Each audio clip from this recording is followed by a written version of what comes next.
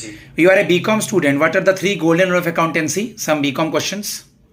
Sir, the three golden rules of accountancy is the first one is debit what comes in and credit what goes out. Second one is debit the receiver and credit the giver, and last one is debit all expenses and losses and credit all incomes and gains. Okay. Describe some intangible assets. Saurav. Sir, patent and goodwill are some intangible assets. Difference between tangible and intangible assets?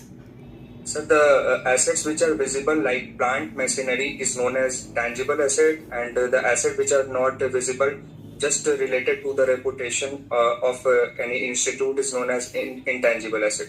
Okay. You heard about debt equity ratio. Yes sir, I have heard about. Tell me something about that. Sorry sir, recall नहीं कर पा रहा हूँ. Okay. Okay. You know the term that is called banking reconciliation statement, BRS.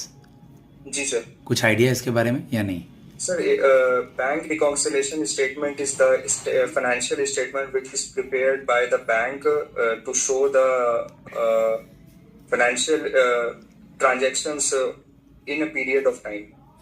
एक bank मतलब एक commerce के student होने के नाते एक एकदम इजी सा सवाल जो अभी पूछा है, जस्ट आपका किस बैंक में अकाउंट है?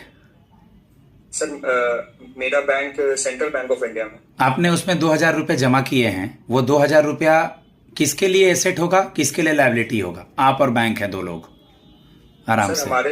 हमारे लिए एसेट होगा और बैंक के लिए लायबिलिटी होगा.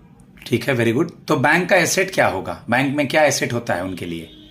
सर, बैंक के लिए एसेट जो हम लोगों के से उन्हें इंटरेस्ट प्राप्त होती है वो बैंक के लिए एसेट. गुड. बैंक जो लोन देता है उस पर जो हमें इंटरेस्ट मिलता है उसको ये कहते हैं. एज ए कॉमर्स के स्टूडेंट, डायरेक्टली तो नहीं, इनडायरेक्टली जो भी है, कॉमर्स के स्टूडेंट होने इस जॉब में अपना वर्क एक्सपीरियंस कैसे यूज करेंगे? मतलब इस जॉब के वर्क में अपना पढ़ाई का नॉलेज कैसे यूज करेंगे? सर, कॉमर्स ने मुझे record maintaining and data maintenance की काफी अच्छी से समझ दी है, जो कि मुझे लगता है कि क्लर्क के रोल के लिए काफी इंपॉर्टेंट पार्ट है, क्योंकि क्लर्क को अमूमन तौर पर फाइल और रिकॉर्ड मेंटेनिंग का काम मुख्य रूप से करना पड़ता है. Good, very good. सर, एक दो क्वेश्चन. बैलेंस शीट जैसे आपकी तरफ फेस करके बैलेंस शीट है, तो आपका right hand side asset side हुआ? मेरे तरफ फेस करके बैलेंस शीट है. आपका राइट हैंड साइड एसेट हुआ ना? जी सर. मैं कंफ्यूज क्यों कर रहा है? अगर मेरी तरफ है तो मेरा राइट हैंड साइड इधर एसेट है, इधर लायबिलिटी है. कुछ पोस्टिंग बता दीजिए एसेट्स लायबिलिटी साइड की, एक दो इजी वाला या जो भी है. सर, डेब्टर हमारे लिए लायबिलिटी है और क्रेडिटर हमारे लिए एसेट है. सिंपली बोलो ना, बिल्स पेएबल जो भी होगा creditor side, bills receivable plant and machinery,